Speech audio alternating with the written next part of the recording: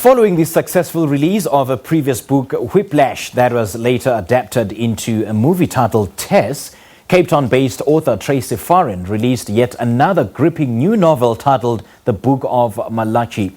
Now, the book follows the story of Malachi Dakwaa, a mute and utterly disconnected human being, as he finds himself among the warlords and mass murderers of the kind who maimed him and then killed his family after he accepted an extraordinary job offer from Frasier Pharmaceuticals to graft a new tongue for him. Well, let me not give away too much. Let's just welcome Tracey into this conversation. She's joining us from our Seapoint Studios in Cape Town. A very good morning to you, Tracey, and welcome to Morning Live. Thank you. Thank you.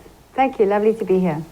Well, let's start with the significance of the title of the book and what the inspiration was behind this project. The Book of Malachi came after I'd written the book. I didn't actually realize that it was also the name of the last book in the Old Testament, which I suppose I should have known. But it was apparently the darkest of all the books in the Bible, and it was the book where there was a huge amount of foreboding and a kind of warning that if human beings didn't get their act together, it was going to be really awful for them. And strangely enough, the Book of Malachi is a pretty dark book, but it's shot through with a lot of humor. And it deals with the dregs of humanity. Yeah, I'm curious to know how the character is developed in this book. Well, you know, Malachi is kind of not wanting to connect with humans, as you said. And he's created himself as quite marginalized. He doesn't communicate. He hasn't even learned sign language yet, and he won't. He does the minimum of connection with humans, the minimum of expression. So we meet him, and he's quite robotical in a way. But that's quite amazing because there's massive opportunity there for transformation. And it is a journey of connection. I don't want to give too much of the story away, but for me, he started off as somebody who wouldn't give anything, even in his silence, and I learned to love him. I sensed and grew to know a huge warmth and insight as he changed.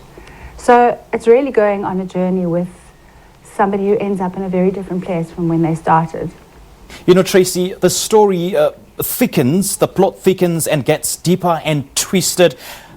I mean, talk to us about what happens when Malachi finds himself as a carer and a keeper of hardcore criminals under those circumstances that you've just mentioned. Yeah, so he goes in with fantastic prejudice. He's full of hatred. So he goes onto this rig. There's no secret to say that he is offered a tongue. This man, Malachi, has no tongue. It was amputated during a civil conflict in Central Africa, and the organ farming, the pharmaceutical company, Frasier Pharmaceuticals, this huge pharmaceutical company, say to him, "We will graft a new tongue for you if you work with us on this, in the deep sea, on an oil rig, abandoned oil rig, on this top secret organ farming project." So he finds himself there amongst murderers and life sentence prisoners and the kinds of people who actually maimed him and murdered his family. So he goes in there with huge hatred, as I started to say, and he expects to find only darkness, and he expects to find a pure evil, and he hates the idea, actually, that he finds a little bit more, which works for me because he's all the more convincing.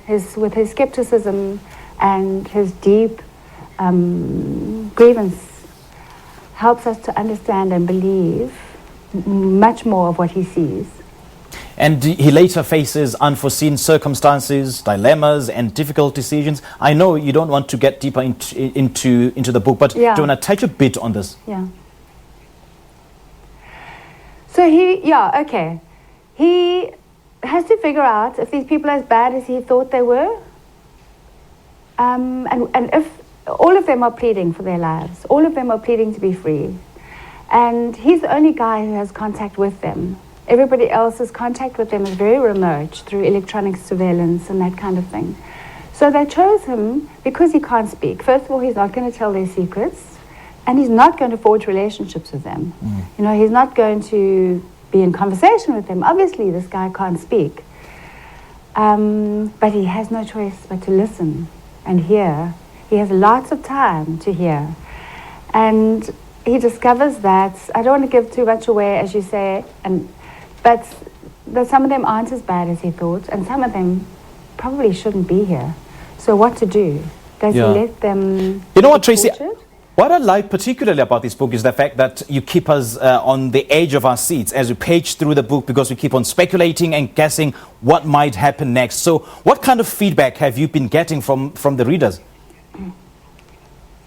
I'm actually getting great feedback, and I'm very relieved because it's a very hectic subject. It's like us confronting ourselves. It's like South Africa confronting itself, because we're dealing with the people that we read about and terrify us and that we hide from, all of us, every day. And we're dealing with people who perpetrate the crimes that happen on our doorsteps, some of us closer than others. So the response has been fantastic. It's like people are really giving the book and the character the benefit of the doubt and actually loving him.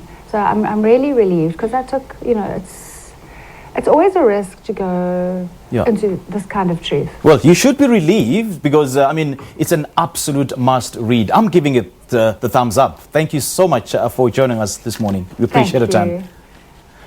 Well, that was author Tracey Farren. She joined us from Cape Town to speak to us about her latest novel titled The Book of Malachi. Well, you can also join us from our Sunday book feature to talk about some of the books that you're currently reading or have read, whether you are a lone reader or belong to a certain book club out there.